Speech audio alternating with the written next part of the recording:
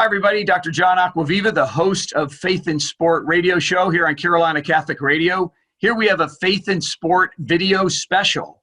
In fact, our special guest today is Dr. Greg Monroe. He's the superintendent of Catholic schools for the Diocese of Charlotte. Dr. Monroe, welcome to this video, and let's get right into it. Give us an idea of what you deal with now as the new superintendent of the Catholic schools in the diocese. Give us some numbers about how many schools we have, how many of those schools offer sports and so forth, just so our listener gets an idea of what you deal with on a regular basis. Sure thing, Dr. Acquaviva. I appreciate being on here. Special hello to all your listeners. So we have 19 schools here in the diocese. We have 3 high schools, one of which is up in Kernersville, up there in the Greensboro, Winston-Salem area.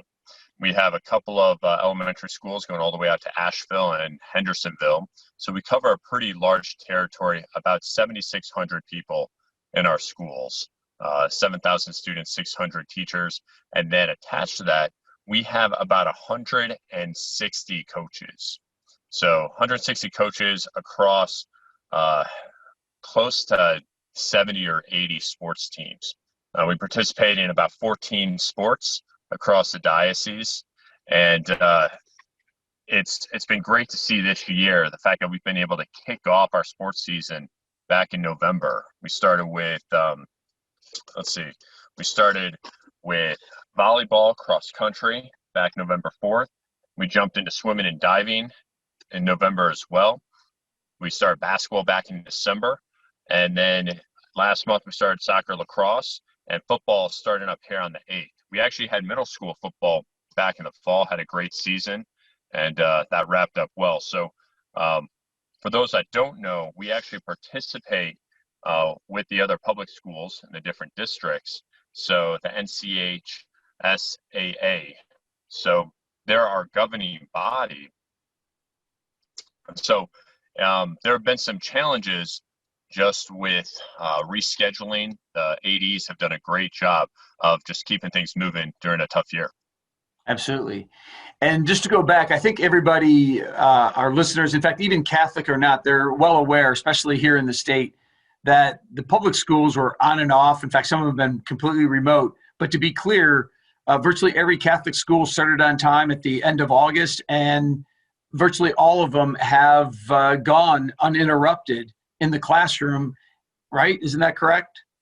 They have, yeah. We started the beginning of the summer saying, okay, it's important for us as Catholic schools, striking to the heart of who we are in our mission, to come back together in person. So being together in Christian community was our number one priority. So then we spent the summer saying, okay, how do we make this work? All 19 schools started in-person instruction, and we created a learning continuum to switch between in-person, hybrid, and remote if we needed to. And that agility has allowed us to keep going. And we have had a couple of schools switch for a week or a week and a half to hybrid or remote. But as of right now, everybody's in full face-to-face instruction. Awesome.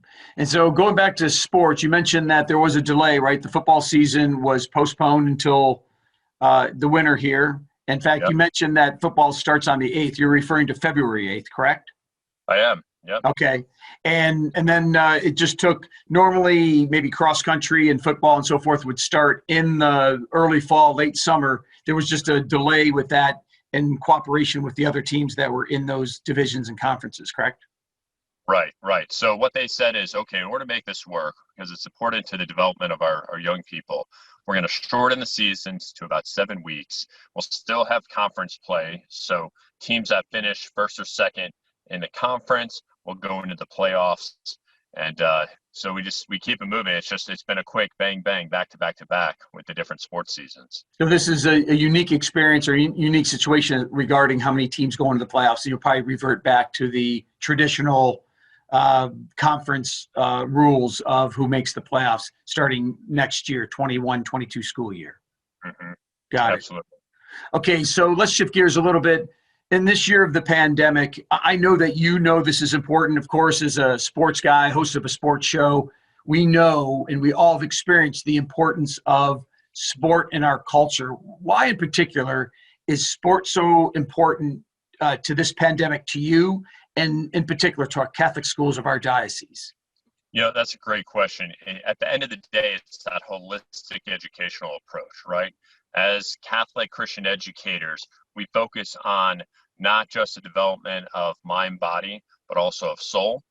And so as a part of that holistic educational approach, we said, okay, for the development of these young people, for the discipline, the camaraderie, the teamwork, all of those extracurriculars that help enhance that education and pursuit of excellence, all of those things from the athletics to the arts, we have to find a way to do that in addition to our athletic and, of course, most importantly, our religious practices. So at the end of the day, we want our kids to be successful, become saints, no matter what path God is calling them to. And so as a part of that, out of necessity, because we are called to excellence, we are called to seek perfection, even though we are not perfect. That is why we say, okay, by necessity, in order to have strong Catholic identity, we must also have strong extracurricular programs. 7 months in, we're very pleased to say we've reached that. We keep working towards the good.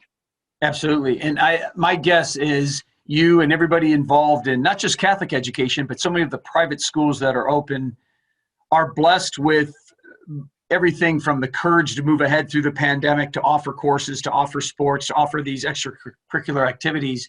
But the shame of it is that, we're going to see this at the college level, right? I teach at Wingate University, and I think we're going to see the impact of this pandemic with people not zooming in on their classes, with people not being live. And that's the unfortunate thing, is we're probably going to see this impact, not immediately, but in a couple of years when these guys enter college or they enter the latter part of their high school years. And this is, if nothing else, Dr. Monroe, I think that me being a Catholic and me being able to go to Catholic school, it was always a blessing. But I think now that blessing has been magnified because so many other people, it's been paused, it's been halftime, it's been Zoom meetings, it's been canceled courses. And because of all that, it's probably great to be a part of a set of institutions that's just trudged forward through this and create as much normalcy as possible. Yeah, and that's a great point. It really has been a joint effort. I think it really speaks to the heart of our mission. Together with parents as first educators, with our coaches, with all of the students, the teachers, administrators, all of us working together to say, okay, it is so important for the good of our students, for their future, preparing the next generation, for us to make this happen. So that was a non-negotiable from the very beginning. And again, all of us pitching in, striking to the heart of who we are as Catholics coming together. And here we are 7.5 months in. Absolutely. Well, listen, let's end on this. I want to thank you for saying yes to the Diocese of Charlotte. I know you're relatively new to the area. You're certainly new to this particular position. Welcome here. And I'm going to ask our audience, brother, to pray for you and your mission in helping the Catholic tradition continue and make the experience great for all these students and everybody who's a part of the Catholic education. Thank you. Thank you. Appreciate everything you're doing, and we'll keep charging and fighting the good fight. Absolutely. Dr. Greg Monroe, folks, has joined us here on a special Faith in Sport video show. Thank you again, Doctor. He's the superintendent of the Catholic schools of the Diocese of Charlotte. You take care. Good luck. And folks, remember to pray for all the folks, not just Dr. Monroe, but everybody that's involved in our Catholic schools. Certainly one of the most important organizations within our culture, whether you're Catholic or not. And the great thing is, I think a lot of people realize that.